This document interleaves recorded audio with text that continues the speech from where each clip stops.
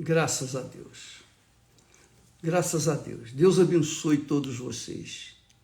Que o Espírito Santo venha iluminar, abrir o entendimento, remover as escamas que encobrem a visão espiritual, a visão da vontade de Deus para a sua vida.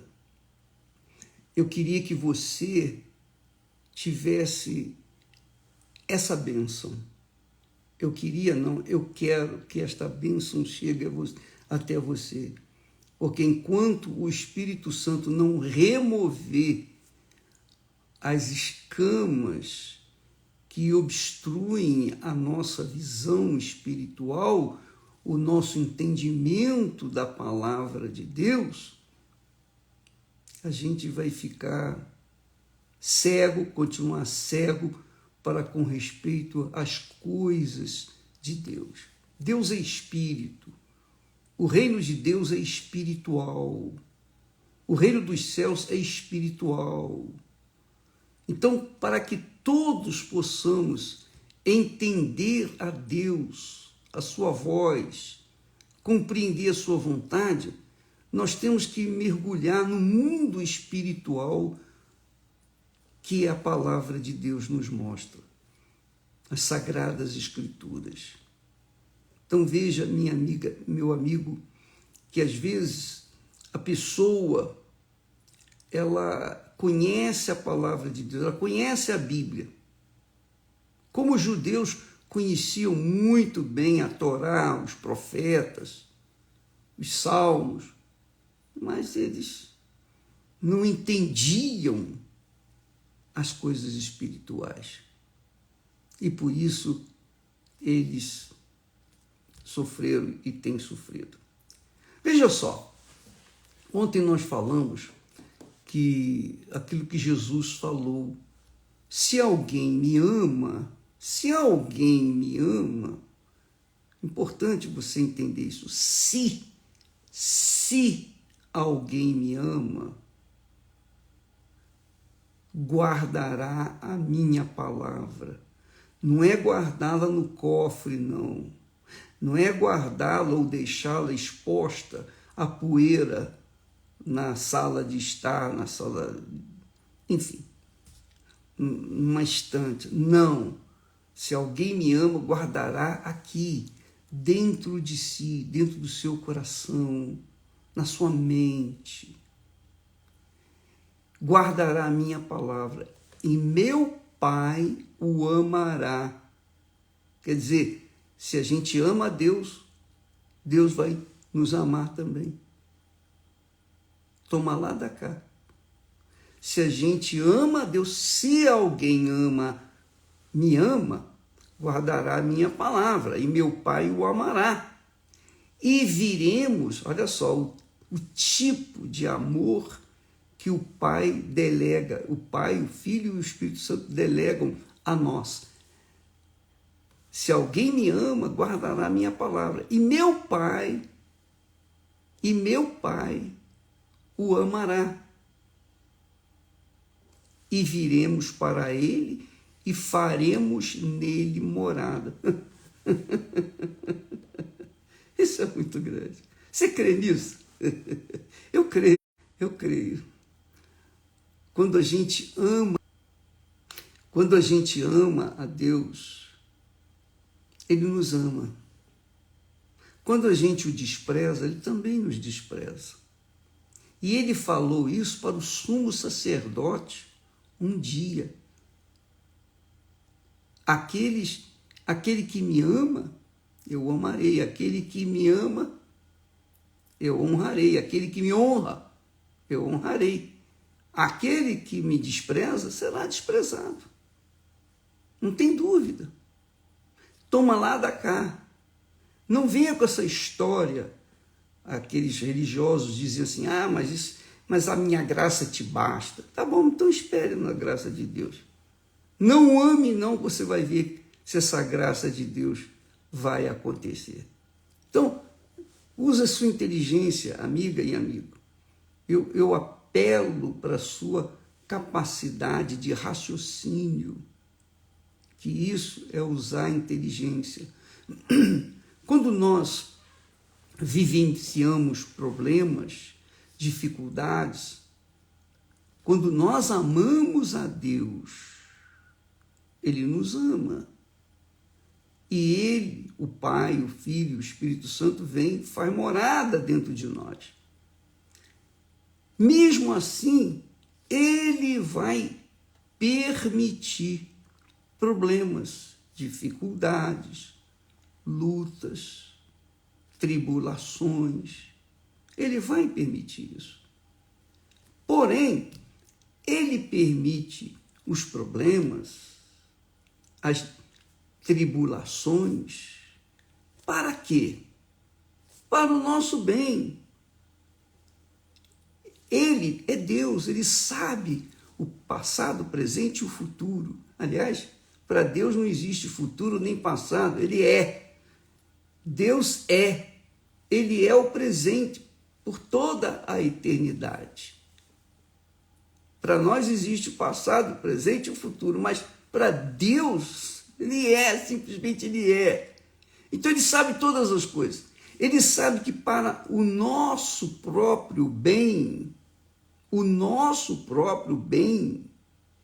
para que nós venhamos aprender a viver pela fé, e viver pela fé é viver na dependência dEle.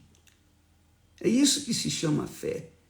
Fé não é você frequentar uma igreja, uma religião, você amar uma religião. Não. Fé é você viver na dependência de Deus. E isso, para você viver na dependência de Deus, você tem que ter um relacionamento com Ele. E o que é que faz você ter um relacionamento com Ele? O amor. Quando você o ama. E você não... Você diz, mas como que eu posso amar uma pessoa que eu não vejo, que eu não toco, que eu não sinto? Era o caso de Jó, por exemplo. Jó era um homem que temia a Deus, ele não o conhecia. Deus não conheceu, ou melhor, o Jó não conhecia a Deus. E ele era fervoroso, ele temia a Deus. O próprio Deus disse, homem íntegro, reto, temente ao Senhor e que se desvia do mal. Mas ele não conhecia a Deus. Ele não o conhecia. Então, para que ele viesse conhecê-lo em toda a sua grandeza e glória, Jó passou por aqueles problemas.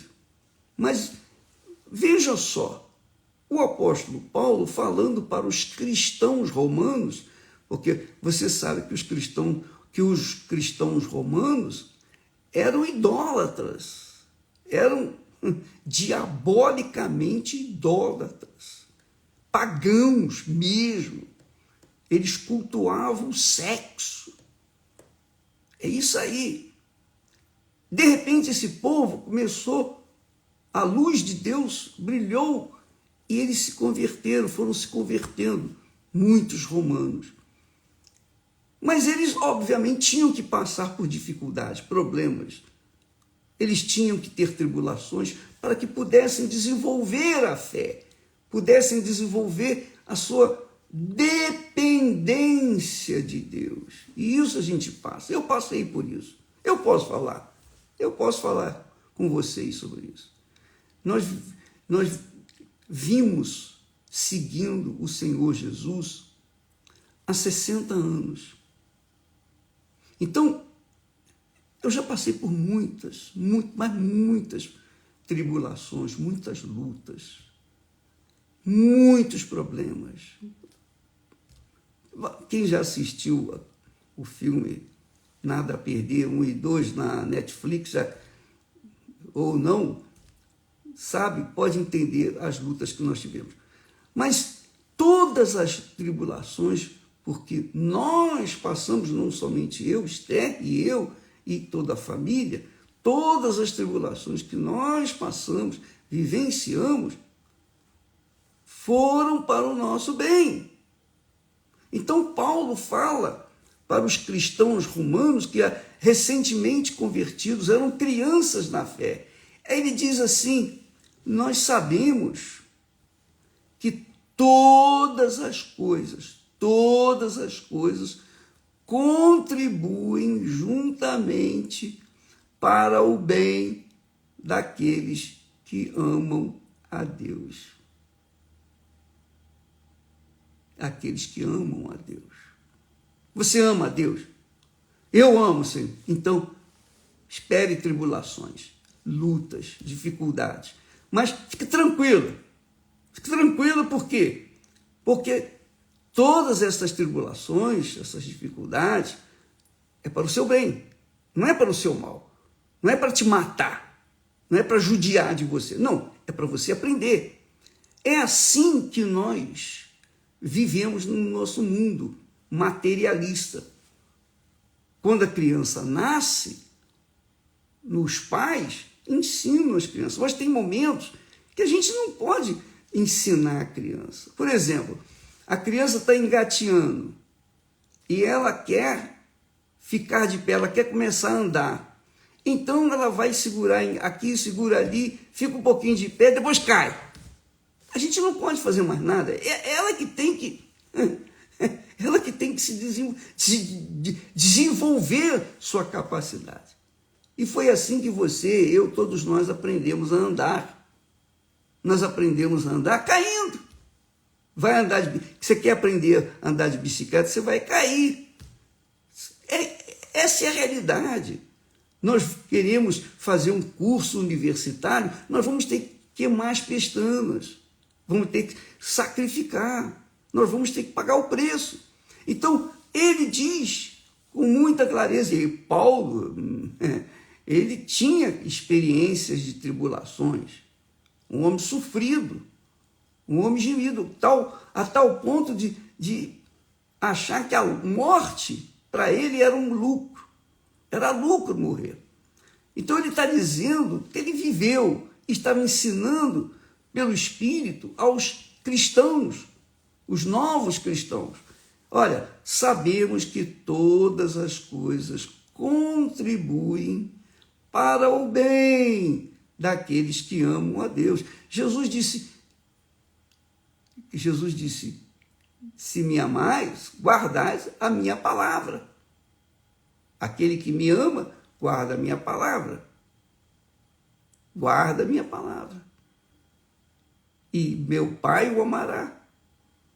E viremos e faremos nele morada. Então, quem ama a Deus tem a garantia da bênção. Nem precisa orar, Deus me abençoe. Não. Já está determinado, já está profetizado, já está garantido. Quem me ama será amado de meu Pai, eu o amarei e viremos, o Pai, o Filho e o Espírito Santo, e viremos e faremos nele morada. Agora veja que esse tipo de amor que Deus requer, não é esse amor fajuto, vulgar, humano, não, de interesses pessoais, não. É um amor em que a pessoa se entrega, se rende. Quem ama, dá a sua vida. Quem ama, dá a sua vida pela pessoa amada. Essa é a realidade. É o casamento.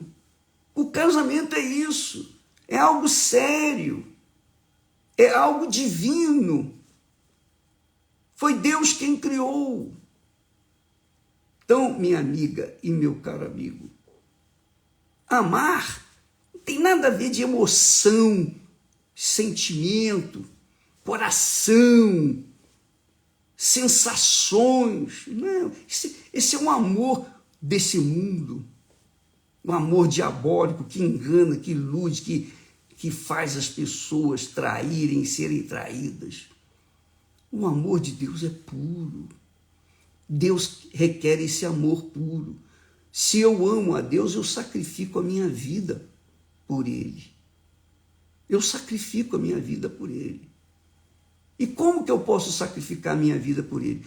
Dando para os outros, o meu semelhante, aquilo que ele me deu. Isso é amor. Isso é amor. É um amor verdadeiro. É um amor puro. Quando a gente ama as pessoas, quando o pastor ama as ovelhas, ele ama a Deus. Mas se o pastor não ama as suas ovelhas, ele não ama a Deus. Essa é a realidade. Essa é a pura realidade. E o pastor, o bom pastor, dá a vida pelas suas ovelhas. Não é isso que Jesus ensina? Então, Paulo, ele diz, olha, e sabemos que todas as coisas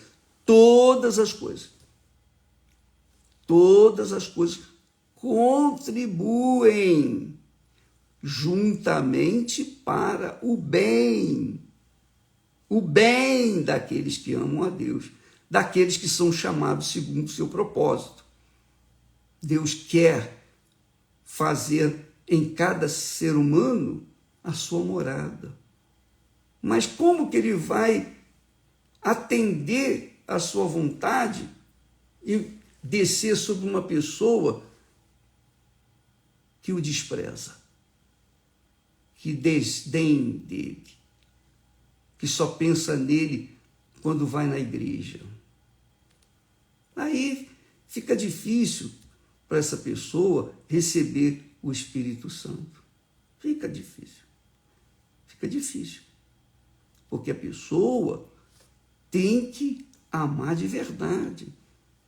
E o princípio do primeiro grande mandamento, que é amar a Deus sobre todas as coisas, é esse: é guardar a sua palavra, observar a sua palavra, obedecer a sua palavra. E para você obedecer a palavra de Deus, ou seja, para você obedecer à vontade de Deus, você tem que contrariar a sua vontade. Você tem que negar a sua vontade. Você não pode seguir os seus caprichos, desejos, suas vontades, atender às suas vontades e atender à vontade de Deus, porque elas batem de frente. Elas se contrapõem. A vontade humana não é a vontade de Deus. A vontade de Deus é que nós tenhamos uma vida disciplinada, ordeira. É isso aí, minha amiga. E nós vivemos o quê? Em nome da libertinagem, que eles chamam liberdade de libertinagem, em nome da libertinagem, tudo vale, é tudo válido. Vale tudo.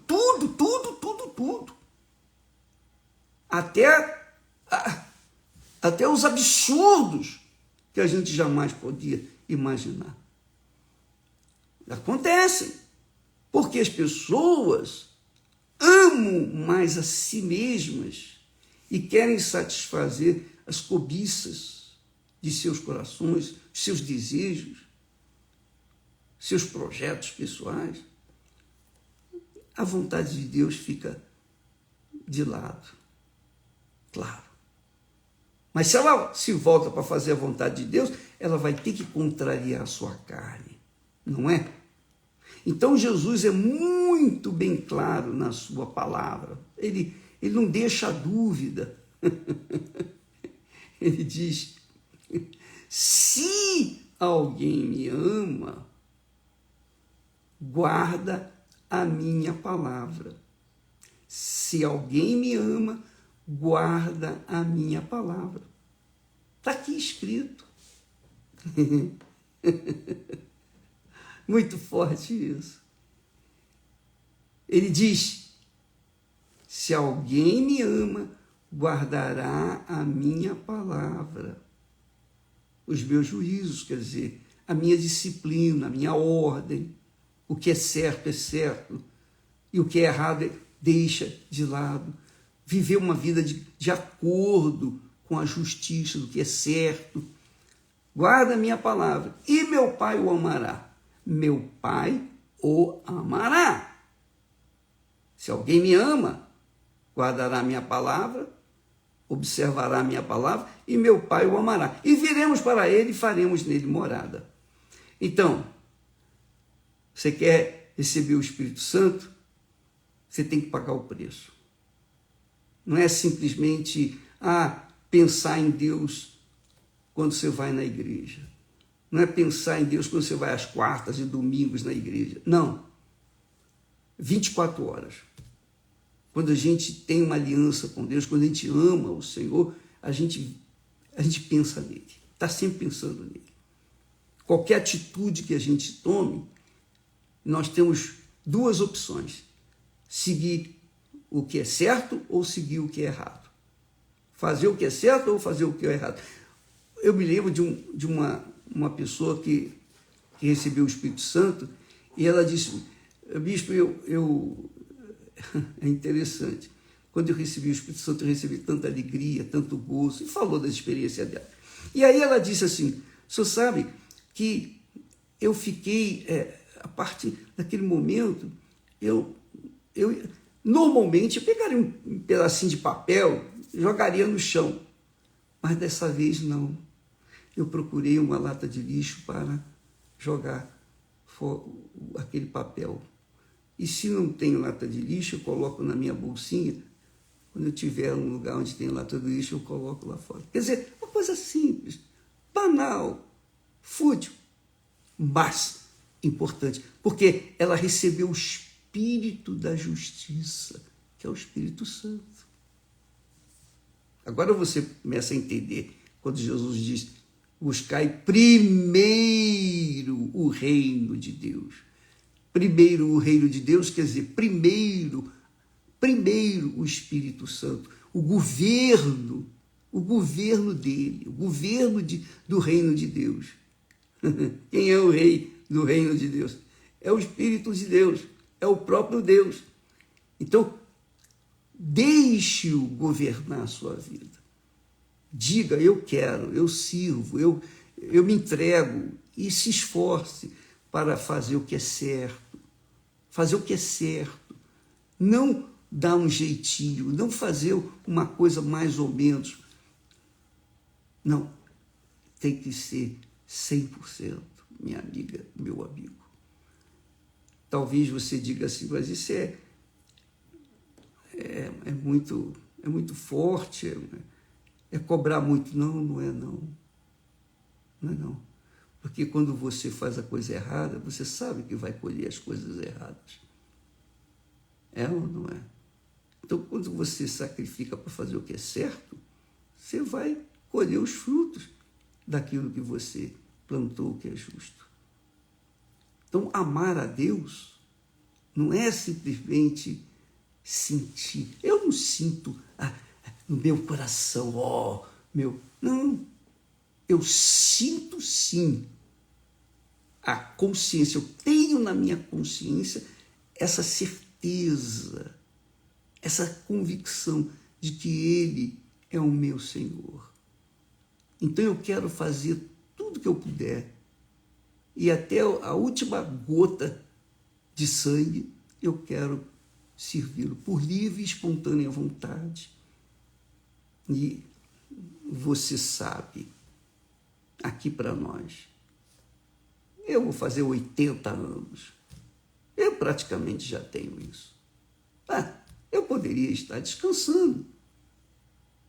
Se eu estivesse trabalhando para o mundo, se eu estivesse trabalhando para mim, eu já teria me aposentado. Mas como eu sirvo ao meu Senhor, eu não vou me aposentar nunca. De jeito nenhum. Porque eu quero servir ao meu Senhor, porque eu o amo. Quer dizer, um amor consciente, um amor verdadeiro. É um casamento. É o casamento. Quando a gente casa, o casamento é uma analogia da nossa aliança com Deus. Sabia? O casamento, o matrimônio, o sagrado matrimônio, é uma analogia da aliança entre as pessoas, entre os casais com Deus. Não me pergunte, mas o meu marido não aceita, e minha esposa não... O casamento é isso. O casamento, o matrimônio, não é uma brincadeira, não é uma tentativa. Ah, eu quero ser feliz. Não. Quando a pessoa casa, ela quer fazer a outra pessoa feliz porque ela ama. Quem ama quer o melhor para a pessoa amada. Então, eu quero fazê-la feliz. Eu amo a Deus, então eu quero que o meu Deus se agrade de mim. Eu quero agradar o meu Senhor. E porque eu quero agradá-lo, ele então vai satisfazer os desejos do meu coração. É isso, minha amiga e meu amigo. Para que nós possamos caminhar com Deus, viver na dependência dele, na dependência do Espírito Santo, nós temos que passar por tribulações, lutas, dificuldades, enfim. Todos nós passamos, eu passo. Todos nós passamos. Todos nós passamos. Mas não são tribulações que nos levam à morte, são tribulações que nos levam a uma maturidade espiritual, uma experiência espiritual. Paulo tinha essa experiência. E ele fala, e sabemos que todas as coisas contribuem juntamente para o bem daqueles que amam a Deus, daqueles que amam a Deus. Se você ama a Deus, está passando por tribulações, graças a Deus. Então, eu amo a Deus, eu sei que as tribulações que eu passo, que nós passamos, graças a Deus, é para o nosso bem. Isso faz a gente experiente, tira a gente daquela idade imatura, infantil, que por qualquer coisinha chora. Sim, não. Quando você é experiente, você aguenta firme, você é firme na fé, porque você sabe, você tem convicção de que o seu Redentor vive. Aleluia. Entendeu? Jó é um exemplo perfeito disso que nós estamos falando. Ele amava a Deus, embora não o tivesse conhecido. Mas depois que ele passou pelo que passou, ele disse, agora sei que tu existes, agora sei que te amo, agora eu te conheço. É isso que ele falou. Eu ouvia falar de ti, mas agora os meus olhos te veem. Aleluia. É isso aí, minha amiga. Está passando dificuldade? Problemas? Qual o seu problema? Qual a sua situação? Você ama a Deus? Se você ama a Deus, Ele te deu fé para você esperar, confiar nele, que isso tudo vai passar. Eu me lembro da palavra de um artista plástico conhecido nosso, que ele já faleceu, mas na hora da dor, da angústia, ele então disse, eu estava falando com ele, eu estou aqui, estou desesperado, não sei o que fazer. Ele chegou para mim e falou assim, olha, segurou na minha mão, eu disse assim, olha, Deus é contigo, isso vai passar. Ele era muito experiente e Deus é contigo. Sabe aquela fotografia, ou melhor, aquele autorretrato que eu trago, que tenho em casa, que muitas pessoas achavam que eu era maçom, coisa dessa natureza. Não, aquele autorretrato de Marcos, ele fez um autorretrato dele, do evangelista Marcos. Então, ele disse para mim, Deus é contigo. Pode deixar. E eu nunca me esqueço disso. E realmente, depois daquela palavra, eu reanimei e comecei a lutar e não ficavam mais focando o problema que nós estamos vivendo, mas focando aquele que é o autor da minha fé, aquele que é o autor da minha vida. E a coisa passou e resolveu tudo a contento, porque Ele é conosco e é com todos os que o amam. Se você o ama, minha amiga, meu amigo, pode ter certeza, pode sorrir. O diabo quer que você fique reclamando, lamentando, resmungando. Faça isso não, faça isso não. Antes, dê graças a Deus, em tudo dai graças. Dê graças a Deus. Você está sofrendo, você está gemendo, mas você ama a Deus? Então, graças a Deus. Agora, se você está gemendo, sofrendo, mas você não ama a Deus, aí eu não vou falar. Eu só sei dizer que eu só posso falar aquilo que está escrito. Aquele que me ama, o meu Pai o amará. O meu Pai o amará. E viremos, meu Pai, eu, o Espírito Santo, viremos e faremos morada nele. Agora, quem não me ama, não guarda as minhas palavras. Ele não disse mais nada. Não me ama, não guarda a minha palavra. Então, olha, já sabe. Não posso fazer nada. Você vai ficar sozinho. Mas quem me ama tem a minha palavra, que eu não vou deixá-lo só nunca. E Paulo confirma isso. Tudo coopera para o bem daqueles que amam a Deus. Deus abençoe e até amanhã, em nome do Senhor Jesus. Graças a Deus.